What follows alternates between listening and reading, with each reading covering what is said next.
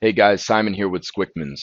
Behind me here we have our PC pedestal design, and I want to take some time to go over this with you. So right here we have an emergency stop system that's wired into our controller. We have two lights here, LED indicators. One of them is going to be for ohmic sensing. The other one is going to be for a relay for your torch on, torch off. As we move across the pedestal here, we have a torch fire button. As we open up and remove the two screws on the side of the pedestal, we have a weather stripping that runs all the way around the outside perimeter of this control box. You also have breakout board, drive cards. You have a push button switch here that powers all of this assembly on, as well as a main DIN rail that runs a 24-volt supply.